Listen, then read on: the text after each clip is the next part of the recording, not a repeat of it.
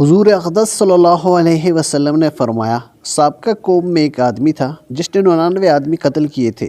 ایک دن اس کو ندامت ہوئی، اس نے لوگوں سے روئے زمین کے سب سے بڑے عالم کا پتہ معلوم کیا تو اس کو ایک راہب کا پتہ بتایا گیا۔ چنانچہ وہ اس کے پاس گیا اور اس سے کہا کہ میں نے 99 آدمی قتل کیے ہیں، کیا میرے لیے توبہ کی کوئی صورت ہے؟ اس راہب نے کہا نہیں۔ یہ سن کر اس نے اس کو بھی قتل کر دیا۔ اس طرح 100 کا عدد پورا کر دیا۔ پھر اس نے لوگوں سے روئے زمین کے سب سے بڑے عالم کے بارے میں پوچھا تو لوگوں نے ایک عالم کی طرف اس کی رہنمائی کر دی۔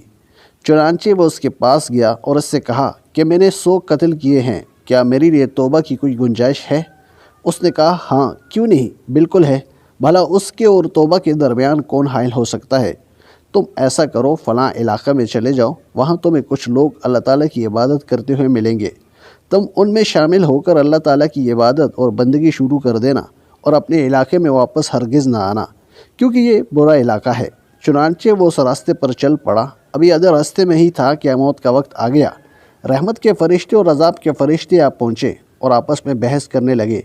رحمت کے فرشتے کہنے لگے یہ شخص توبہ طائب ہو کر اپنے قلب کو اللہ کی طرف متوجہ کر کے نکلا تھا، اس لیے اس کی روح ہم قبض کریں گے۔